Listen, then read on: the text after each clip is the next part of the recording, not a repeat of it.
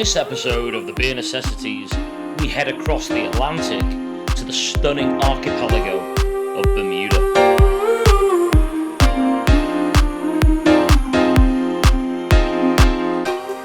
This British overseas territory is 650 miles off the coast of America, consisting of 181 islands, but is only around 21 miles long and about 2 miles wide, making it smaller than the island of Anglesey in North Wales.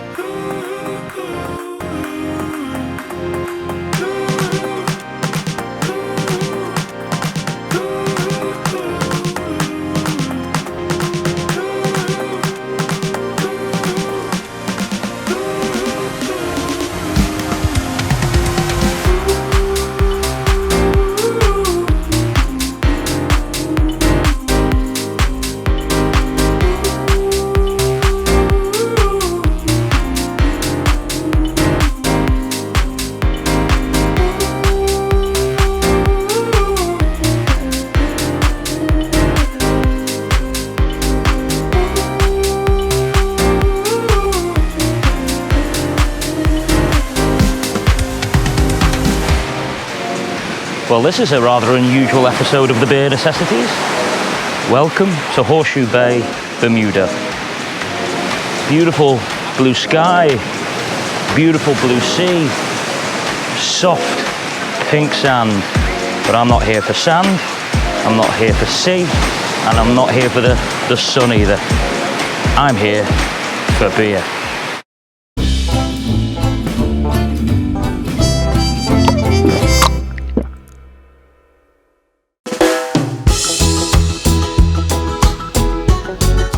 We'll go pretty much anywhere to try different beers, but Bermuda is perhaps one of the most extreme we'll do. These islands are a group of low-forming volcanoes, and whilst it might not produce much lava these days, I'm extremely keen to experience the beer it produces.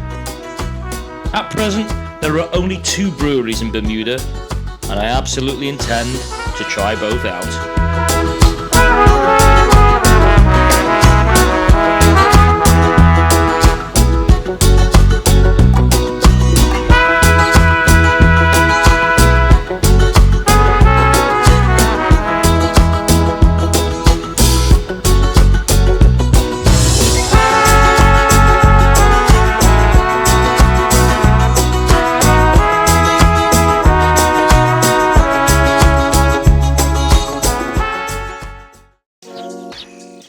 This place is paradise, with the exception of the odd Portuguese man of war, which I'm not too keen on.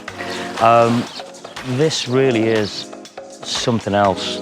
But the question is, does the beer on Bermuda really deliver?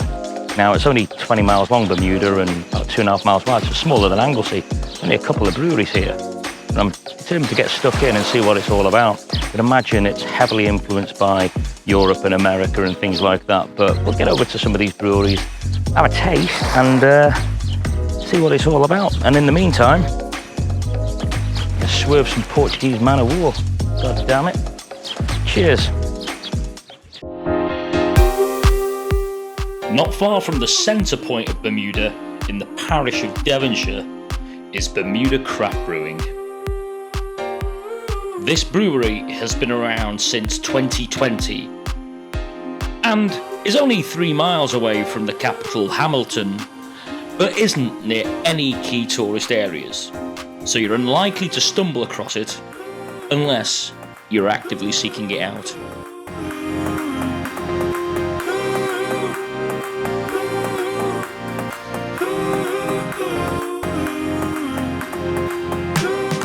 I received a very warm welcome from the team here and was fortunate enough to be given a guided tour of the brewery by the brewmaster.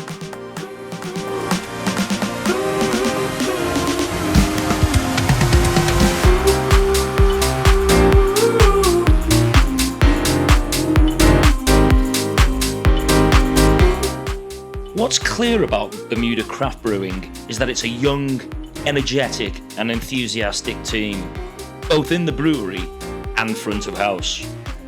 They're all clearly very passionate about what they do, and they're not afraid to experiment, which makes Bermuda craft brewing an excellent pit stop for the beer lover. Right, so a rather noisy Bermuda craft brewing establishment. So this is one of the 2 breweries, as far as I understand, that are in Bermuda. And I was drawn to this because they do something called the Parish Pilsner, which is advertised as being an Oktoberfest beer, but having had a chat with the brewmaster, it's probably less of an Oktoberfest beer and genuinely more of a Pilsner. Interestingly, the water that is used is Bermuda rainwater.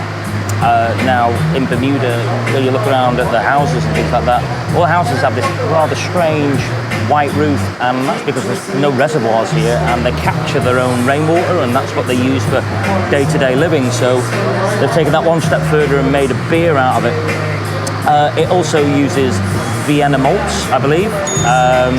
Haven't had a chat with them, which is why you get a slightly light golden colour to it, so it's a bit paler than what you would associate with an Oktoberfest beer, which are more toasted malts like your Munich malts and things like that, so a bit deeper in colour, but this is quite light, and as you can see it's slightly hazy, so one would assume that it's probably unfiltered as well, which is great. And it also uses the SARS hops, so it's all classic Pilsner ingredients. So I was a little bit sceptical when I saw that it was called Oktoberfest, and then it was also called a Pilsner, although there isn't actually an official Oktoberfest style. Down the years there's been different types of beers at the Oktoberfest, and trends have changed and things like that. So back in the old days, Oktober started in 1810, darker beers in the early days, and then a lot of people will associate Oktoberfest in years gone by with the Marzens, started to be made during March, hence the name. And in more recent years, you get a much lighter sort of Helles type beer, so not quite a Pilsner. Tend to use slightly different hops and darker, richer malts, a lot sweeter, with fermentable sugars, which make the Oktoberfest beers a little bit stronger. So this comes in at 4.5%, which is another reason why I wasn't sure it was an Oktoberfest beer, because these days an Oktoberfest beer would tend to be somewhere in the 6% mark. They really try and sweat the fermentable sugars out of those malts, they do. So, no, at 4.5% with SARS hops and Vienna malts. This has got all the makings of a Pilsner, but maybe with rainwater. Now, the head has diminished a bit because I've spent a good 10 minutes or so trying to sort my life out, but yeah, really sweet.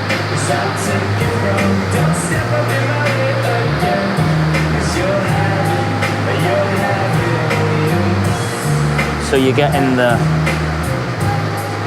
sweetness of that Vienna malt. It's got a slight honeyness to it, but that SARS hop gives this a real crisp, refreshing bitterness. So it actually stacks up really well as a Pilsner. This, I was a little bit sceptical, but these guys have obviously done their homework and done a really good job of it. It's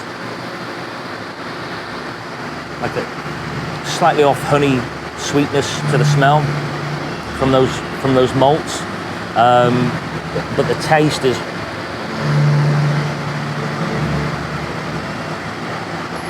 crisp and bitter. Yeah, what you'd expect with a Pilsner, I think.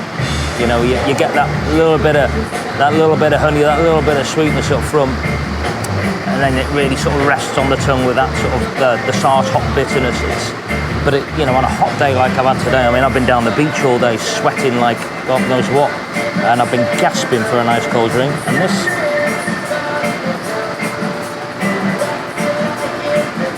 is pleasant, lightly carbonated, and I doubt you're ever going to get this beer off the island of Bermuda. Really small island. Can't imagine that this is going to get exported anytime soon, so you might say, why bother reviewing it? But why not, eh?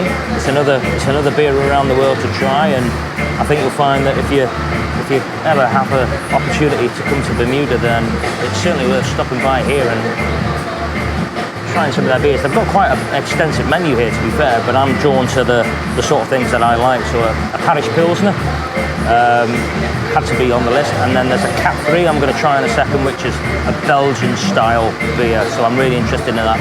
Then they do a lot of hops, a lot of IPAs and things like that. I might try one. I'm not massive on IPAs, but that is really light, really refreshing, good, clean, bitter aftertaste. Safety lager. You know, you could drink these for a few hours, have a good time, and not fall over, as I frequently do. But no, after a day trying to avoid Portuguese man of war, dodging them, it's nice to sit here. I would like to say a bit of peace and quiet, but not quite that, but really refreshing drink. Good effort. Well done, guys.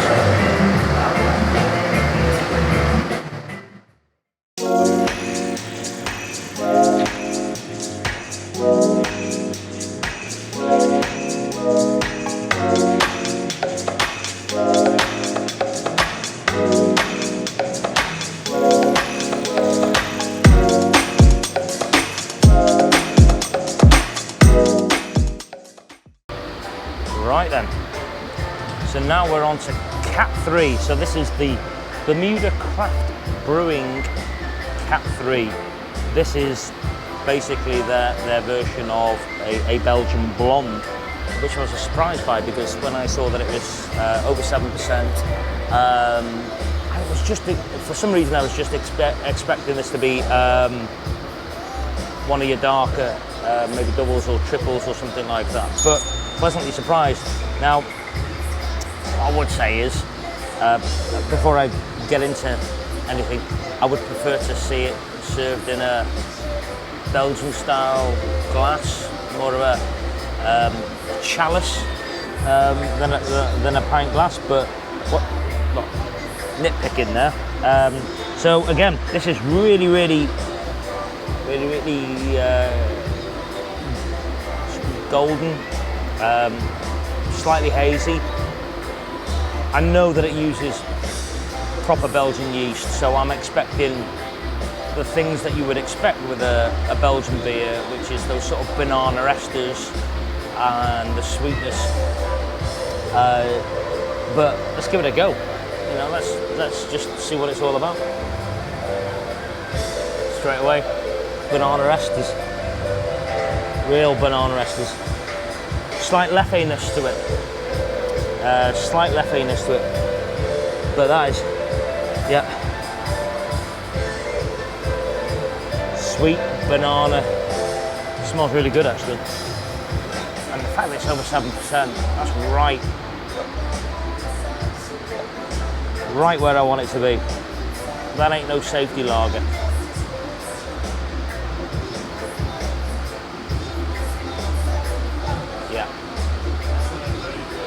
Wow, that banana ester sensation is just all over this. It's, yeah. So even though I said it smelled a bit like Leffe, it doesn't taste like Leffe at all.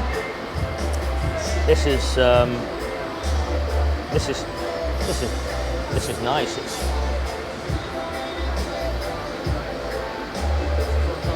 delicately carbonated, very delicately. If you let it rest on the tongue, you can just feel it moving around a little bit.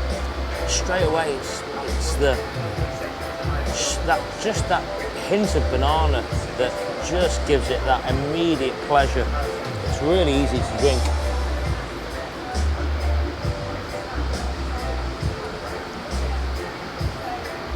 Not an enormous amount in terms of the bitterness, I don't think. Might come back to that. But it's actually really easy to drink, to be fair. I've been really pleased with my two drinks at this establishment so far. You know, it's always good to come visit a brewery and get the beer fresh. And, you know, that's particularly, I think it's particularly necessary with, you know, certainly Belgian style beers, because beers don't travel well, and certainly the temperature and the conditions in which they're retained within can really affect the conditions, the flavours, all of it. You know, Belgian beers need to be kept at a certain temperature. Not all beers do, right? But Belgian beers in particular, they need to be retained at a certain temperature once they've been bottled, for example. And by coming to the brewery directly, you're not going to get it fresher than that. So this is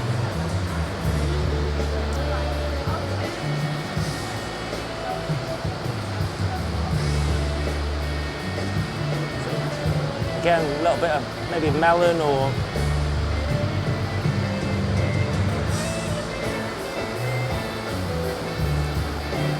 not too bitter. Really easy to drink. It's at the moment I don't feel like I'm drinking a 7-point something beer. I'll need to check as well, and I'll come back to this maybe in due course in terms of, I know it's got the Belgian yeast. I'm not entirely sure what malts they've used in this and what hops. I would imagine they're similar sort of Pilsner, German type malts, and the hops maybe something similar. I don't know. I'll need to double check with the guys. Really accommodating here, to be fair. Really good bunch of guys. They obviously love what they do, and they're doing a really good job. They're working hard here, and it's got a good vibe going on. And they talk passionately about the beer, which is what I like, you know. So, would you ever even have thought of having the Bermuda beer before? Probably not. But if you're coming here, absolutely swing by this place. But that's a decent Belgian blonde, that.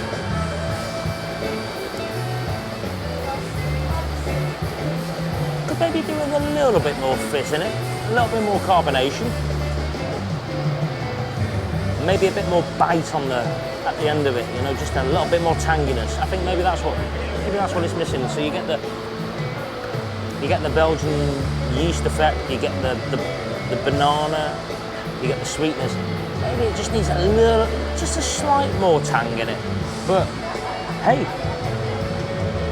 each to their own, and I'm impressed. So yeah. I'll have about 5 more of these, and my wife can send a search party out for me later.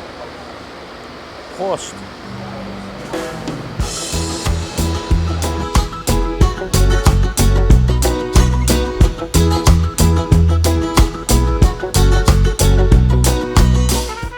Bermuda is a popular cruise stop-off location, and whilst it's a British overseas territory, most tourists here are North American.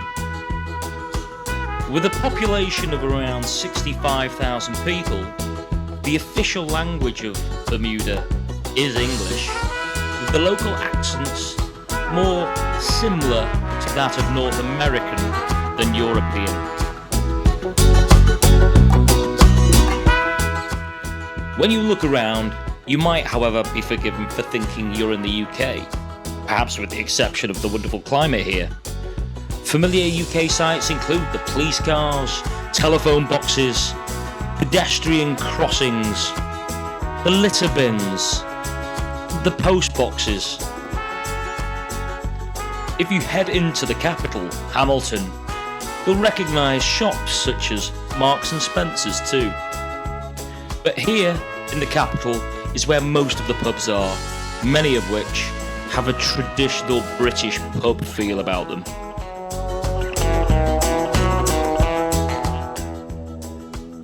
Further east on Bermuda is the Swizzle Inn, Bermuda's oldest pub, a place that oozes character and is home to Bermuda's national drink, the rum swizzle, which I of course had to try whilst here. It's a mixture of rum, fruit juices and liqueurs, and the swizzle is extremely tasty, but at $10 a glass, it needs to be. Heartwarming to see Parish Pilsner from Bermuda Craft Brewing on the menu, which of course I had to try also. Paris Pilsner in the swizzle in as well.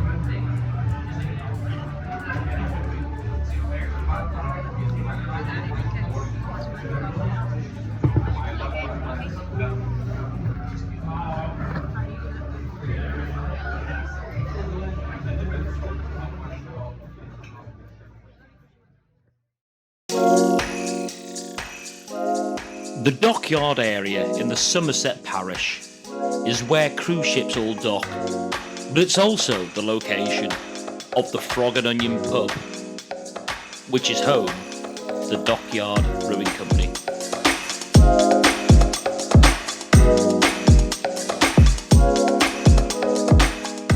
The building is an old cooperage, which was converted to a brewery and pub back in 1992. Being situated so close to the port, the pub and restaurant of the Frog and Onion are hugely popular with tourists. It's a truly wonderful building.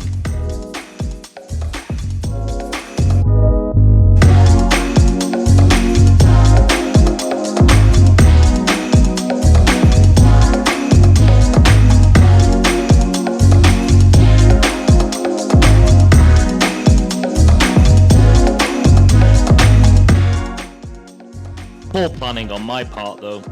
I visited on a Saturday and unfortunately the Dockyard Brewing Company was closed.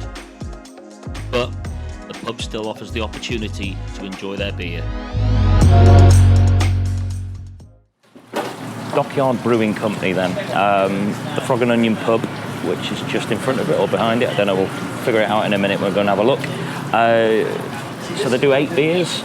One of them, which I've been immediately drawn to, is the St David's Lager. Good Welsh name, St David's. 5.1% ABV, so it's described as being a Czech-style Pilsner, straw-coloured, light-bodied with a smooth lager finish, brewed using finest European-style hops. So if it's Pilsner, presumably we're talking about Saaz hops and probably Pilsner malts in there as well. It has just arrived. Doesn't look particularly carbonated, and that's reflective in the fact that there's very little head on that, next to no head, although it did arrive a minute or so ago, but still, it didn't come with a lot of life in it. And immediately, you get that typical lager scent off it, the lager aromas, a little bit floral.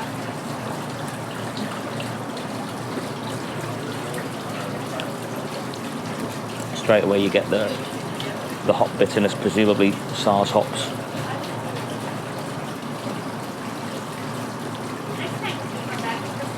Quite crisp, you know, light in colour, fairly standard Pilsner. Not much in the way of sweetness there. A little bit of breadiness to it. But it is quite flat, really, quite flat. I think that was a bit more carbonated, it would be more refreshing, but it's not, so it isn't. It's okay.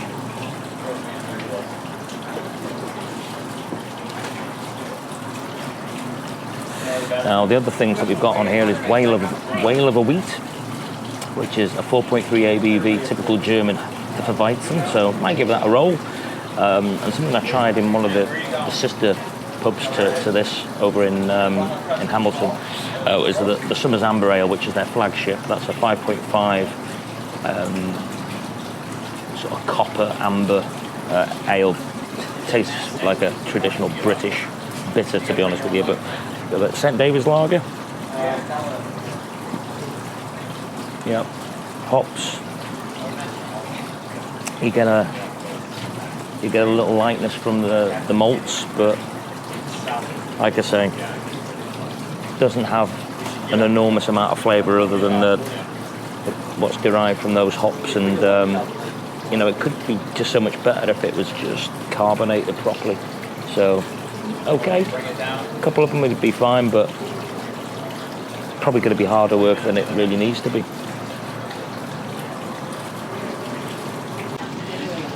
Okay, time for a Hefeweizen. Whale of a Week, 4.3% ABV, described as being the typical German Hefeweizen. Light body, creamy zest. It's got a slice of lemon in it for good measure. Hazy, as you would expect to see with a Hefeweizen, thanks to the inclusion of the wheat. And this, unlike the Pilsner, looks like it's got a bit of life in it. I was disappointed with that Pilsner. I feel like these guys could probably do a better job. You know, a Pilsner needs to be refreshing, and a lot of that comes, yes, from the good, clean tastes, but also from the carbonation, and it didn't have it, and it was disappointing. But this seems to offer a little more promise. So I'm expecting, that's got a massive head on it, but straight away you get that initial sweet banana-iness that you would associate with a Hefeweizen.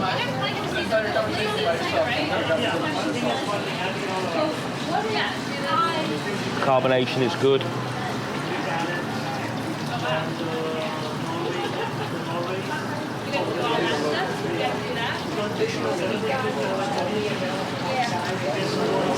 Yeah, you've got that sort of lemon finish to it as well, so it's quite refreshing. And it's missing the kick at the end. Needs a little something extra just to give it a little bit more dimension, but this is much, well, whilst it's nowhere near as strong as the Pilsner, it's much more enjoyable. You can sit outside in the sunshine with one of these, two of these. Yeah, you know, it's got some decent flavours to it. Citrus, it's got the tanginess from the, I guess the wheat and the hops. Not an enormous amount of scent from it, not an enormous amount of aroma. The citrus. But yeah, pleasantly carbonated, nice and cold. Yeah, tangy. Tangy sweet, bitter dry aftertaste. Yeah, so far better than the Pilsner. There are other beers on this menu. Like I said earlier, the Summer's Amber Ale, 5.5% ABV. I'm not going to review that right here at the on the brewery site. I did have one earlier on, a bit more like a traditional British bitter, not up my Strasse. Trunk Island Pale Ale, 6.9% ABV. You got the Black Anchor Porter, which is 6.3. Now the one I was toying with, but it might just be a bit warm for this type of thing, is the Bermuda Triangle Stout. I haven't mentioned the Bermuda Triangle at all on this trip, but 6.3% ABV. Finished with rocket science nitrogen from a NASA-designed generator that injects just prior to pouring.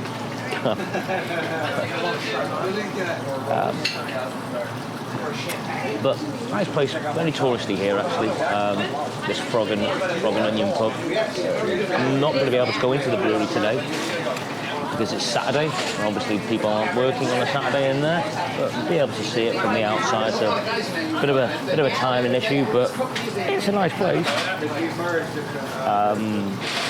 But yeah, very touristy, and it's right next to, this is up in the Dockyard area of Bermuda, so I'm staring at cruise ships that are coming from America on these Caribbean cruises. So there's a lot of American tourists here just stopping off for a little while and checking out this part of Bermuda. So we'll finish this. And now I don't think there's any other breweries to go and visit here, from what I can see. But always nice to try something a little bit different. Cheers.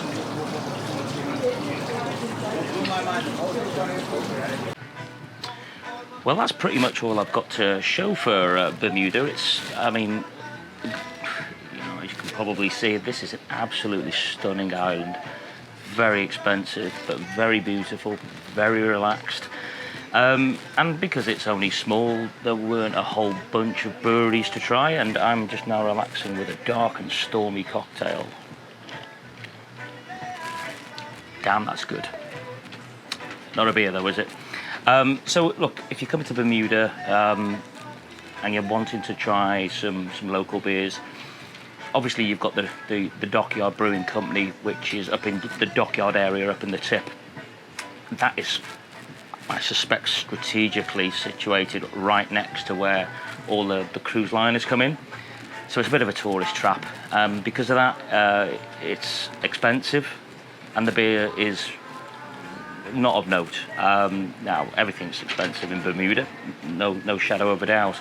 But I was disappointed with that place, really. It's a lovely building, and really old building, and done out really nicely. But the food, the drink, it's all extremely expensive for what it is. Whereas you obviously get over to the Bermuda craft brewing, which is, I'm not saying it's in the middle of nowhere, but it's not near any sort of tourist area or anything like that. You wouldn't stumble across it. And these guys care about what they're doing. They've got a brewmaster there who's Dutch American, and they love experimenting, trying different things. And I enjoyed the 2 or 3 beers that I had there. So I think if you're going to come to Bermuda, don't fall into the tourist traps. Take an hour out, go visit the Bermuda Craft Brewing establishment, and I think you'll have 2 or 3 really good drinks there. So, yeah, short episode, an unusual episode, but certainly the climate here makes you thirsty and therefore good for beer drinking. So, tune in to the next episode.